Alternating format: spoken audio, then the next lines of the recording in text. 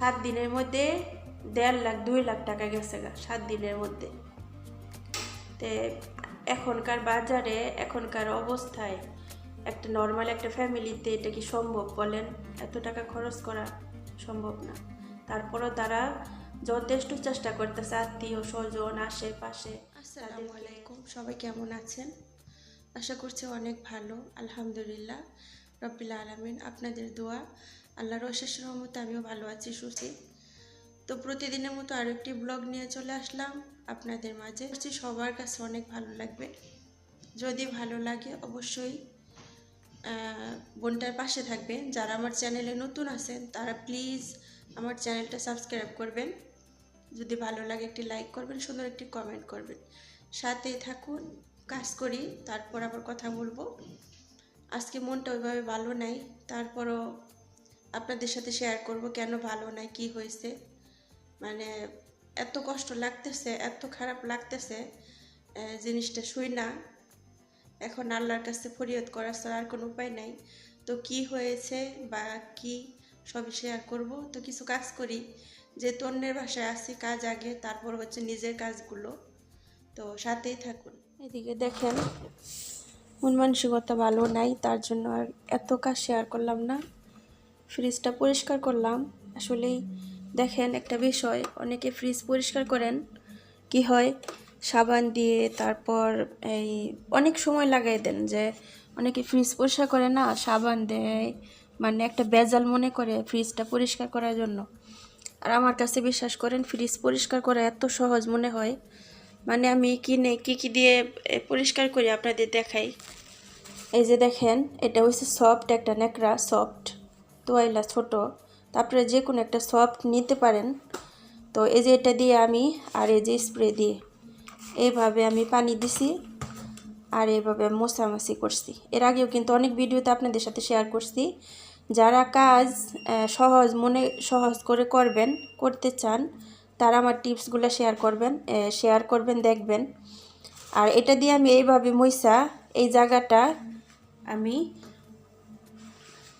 সেমভাবে টিস্যু দিয়ে আবার এইভাবে মুছছি। মোছার পর কি হয়, মানে একদম পরিষ্কার চিকচিক করে, যেটা আমি 5 থেকে 6 মিনিটের মধ্যে একটা ফ্রিজ পরিষ্কার করতে পারি। এই হচ্ছে সেই ফ্রিজটা। দেখেন এই ফ্রিজের বয়স হচ্ছে আজকে 14-15 বছর, ঠিক আছে? এখনও কিন্তু নতুনের মতো ঝকঝকে চকচকে। আর এই ফ্রিজটা আনার পর কখনোই সাবান দিয়ে পরিষ্কার করা হয় নাই। 14-15 বছরের মধ্যে কোনোভাবে সাবান দিয়ে পরিষ্কার করা হয় না। তারপরে দেখেন চিকচিক ঝিকঝিক করে এই যে জিনিসপত্রগুলো। এখনও আসলে যত্নে রত্ন মিলে, ঠিক আছে? যত্ন করলে যে কোনো জিনিসই সুন্দর থাকে, লং টাইম ইউজ করা যায়। তো আমি ঠিক এইভাবেই আমি পরিষ্কার করি। আগে ওনারা করতো কি, মানে অন্য সিস্টেমে করতো, আমি আমার সিস্টেমে করি। এই যে দেখেন, এই যে এখনও কিন্তু সব জিনিসগুলো চকচকে ঝকঝকে। আসলে পরিষ্কার হচ্ছে সব কিছু। শুধু একটা ফ্রিজ না, আমি 2টা ফ্রিজই পরিষ্কার করছি। আর কালকে আমি খিচুড়ি রান্না করার জন্য চালার ডাল ভিজায় রাখছিলাম। কিন্তু আজকে আর হইব না, আজকে আমার টেনশনে মাথা নষ্ট, কাজই করতেছি চুপচাপভাবে। এই আর কি, আজকে রান্নাবাড়ি করব না। ম্যাডামরে বলছি, ম্যাডাম আমার খারাপ লাগতেছে অনেক, আপনি করেন, বাইরে থেকে খাবার নিয়ে আসেন। তো এই হচ্ছে বিষয়। তো যাই হোক, আমি দেখাই আপনাদের আরও একটা ফ্রিজ।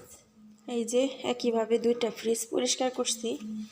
এগুলো কিন্তু প্রয়োজনীয় খাবার এখানে রাখছি। এই যে এটা কিন্তু নতুন ফ্রিজ, এই যে দেখেন।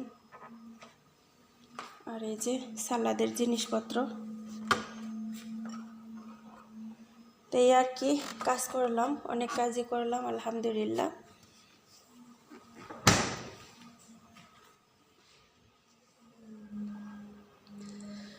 চলে আসলাম নাস্তা করতে। দেখলেন নাস্তা বানালাম। তো খাওয়ার কোনো ইচ্ছা মন মানসিকতা ছিল না, এত টেনশন মাথার মধ্যে। কালকে একটা রাত গেছে, আমি শান্তিতে ঘুমাইতে পারি নাই। একটু পর পর ফোনটা চেক করছি,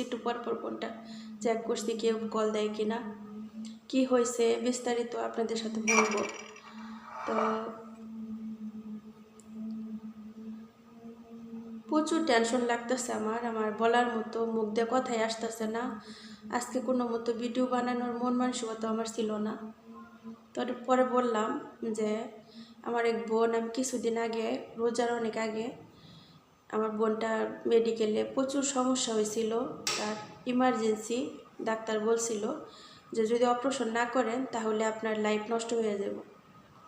পরে আমি আমার ইউটিউবে অনেকের কাছে আমি দোয়া চাইছি, চাওয়ার পর আল্লাহর রহমত, আল্লাহর বরকতে আমার ওই বোনটা অপারেশন ছাড়াই সুস্থ হয়েছে। আলহামদুলিল্লাহ রব্বিল আলামিন, মাশাআল্লাহ তাবারাকাল্লাহ। তো এর জন্য আমি কিছু কিছু জিনিস ভালো দিকও দেখি, যে এখানে হয়তোবা অনেক মানুষ আছে, হয়তোবা আল্লাহ তার দোয়া কবুল করে। তো তার জন্যে আমার বলা। তো সেটা হয়েছে, আমার কিছুদিন আগে আমি আপনাদের সাথে শেয়ার করছিলাম আমার বোনের মেয়ে, ওর বিয়ে হয়েছে। প্রথম একটা বাচ্চা হয়েছিল, বাচ্চাটা নষ্ট হয়ে গেছে। তারপরে আবার 1.5-2 বছর পরে একটা বাচ্চা আসছে। আলহামদুলিল্লাহ, বাচ্চাটা হয়েছে সহি সালামতে।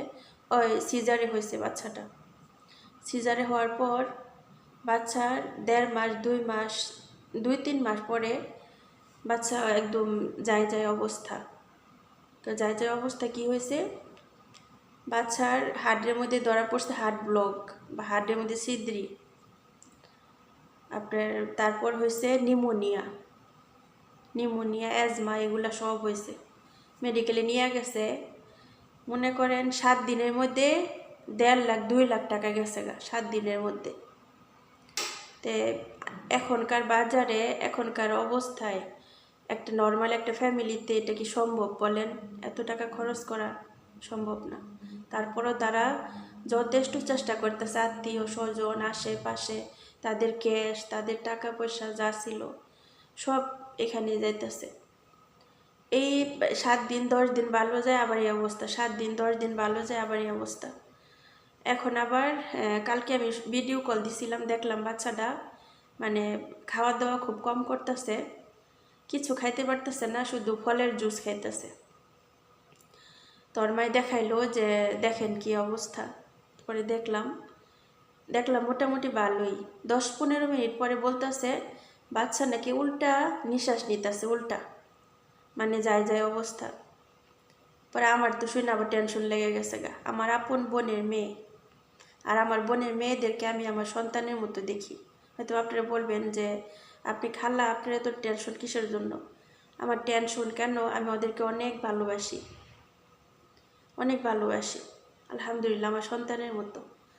তো এই একটা সময়ের মধ্যে আমি টাকা পয়সা দিয়ে হেল্প করতে পারতেছি না, আমার খুবই কষ্ট লাগতেছে, বাট কিচ্ছু করার নেই। তো এখন আবার কি সমস্যা ধরা পড়ছে, হার্টের মধ্যে 2টা ছিদ্রি, ওটা তো ছিলই, শ্বাসনলীতে ইনফেকশন, ফুসফুসিতে ইনফেকশন। বাচ্চা নাকি সিজারের সময় মাথার মধ্যে আঘাত পাইছে। এখন বাচ্চারে মানে অক্সিজেন দেওয়া হইতেছে আইসিউর মধ্যে রাইখা। কি বলবো, আমার বলার মতো কিছু নাই। আমার ডেক পেরে শিক্ষার আসতেছে, ঠিক আছে। আমার ইচ্ছা করতেছে আমি একটু এক নজর দেখি যাইয়া কাছে থেকে। আচ্ছা, বাচ্চাটা হয়েছে প্রায় 8-9 মাস, বছরের মতো হইব। এই পর্যন্ত বাচ্চাটা খেলে অসুস্থ। আমার মনটার আমি বোঝাইতে পারতেছি না যে কখন আমি দেশে যাব, কখন বাচ্চাটার আমি একটু ইচ্ছা করতেছে বুকে জড়ায় নেই, একটু কুলে নেই। অনেক মায়া লাগে দেখলে। তার জন্য বিশ্বাস করেন, আমার এত মায়া লাগে, তার জন্য আমি ভিডিও কলও সহজে দেই না, যে দেখলে আমার মায়া লাগবে আরও বেশি। কারণ বিদেশের বাড়ি, আর বাচ্চাটাও অনেক অসুস্থ। এই ভালো এই মন্দ, এই ভালো এই মন্দ। তো যাই হোক, বেশি কথা বাড়াবো না। আমি সকালে নাস্তা করতেছি, দুপুরবেলা। আপনাদের সবার কাছে দোয়া চাইবো, আপনারা সবাই বাচ্চাটার জন্য দোয়া করবেন, আল্লাহ যেন ওকে সুস্থ করে দেয়, মা সন্তানের জন্য মার মুখে রাখে ইনশাআল্লাহ। মেয়েটা অল্প বয়স, কি বলবো, বলার মতো কিছু নাই। সবাই দোয়া করবেন, সবার কাছে আমি রিকোয়েস্ট করি, সবাই নামাজের মধ্যে দোয়া করবেন, নামাজের সিজদার মধ্যে দোয়া করবেন। নামাজের সিজদার মধ্যে দোয়া করলে আল্লাহ দোয়া কবুল করে। দোয়া করবেন আল্লাহ পাক যেন সকল মায়ের সন্তানদেরকে সুস্থ রাখে, ভালো রাখে, সুস্থ করে দেয়। আর এই বাচ্চাটারও জন্য আল্লাহ পাক সুস্থ করে দেয়। সবার জন্য, সবার কাছে আমি মিনতি করে বলি, সবাই দোয়া করবেন। টাকা যাইতাছে, ঠিক আছে, বাচ্চাটা যেন আল্লাহ দুনিয়াতে রাখে, মার সন্তান মার বুকে, আল্লাহ যেন বাচ্চাটাকে সুস্থ করে দেয়, এটাই আমি বলবো। আপনারা সবাই দোয়া করবেন। তো যাই হোক, আমি জানি না আমি আপনাদের সাথে আরও কিছু ভিডিও শেয়ার করতে পারবো কি না। যদি সম্ভব হয় আমি করব, আর যদি সম্ভব না হয় তাহলে ভিডিওটা এখানে শেষ করব। তো যাই হোক, আমি নাস্তা করি, করে যতই টেনশন থাক, যত যাই থাক, আমি কাজ তো করতে হবে। কালকে আমি সকালে নাস্তা করি নাই, একদম সকালে কফি খাইছিলাম, 3টা বিস্কিট খাইছিলাম। আর এই যে এখন আমি নাস্তা করতেছি, রাতের বেলা এগুলো শুই না, আমি আর খাওয়া দাওয়া করতে পারি নাই। দুপুরবেলা কয়টা ভাত খাইছিলাম। টেনশনে আমার কেমন যেন লাগতেছিল। এদিকে নিজের পার্সোনালও কিছু টেনশন আছে। আসলে যারা বিদেশ থাকে তাদের টেনশনের কোনো শেষ নাই। তো যাই হোক, এখানে রাখলাম, বাই। সবাই কিন্তু দোয়া করবেন। একটা জিনিস রাখবেন মাথায়, যে আপনারা যদি ওদের জন্য দোয়া করেন, আল্লাহ কিন্তু সেটা আপনাদের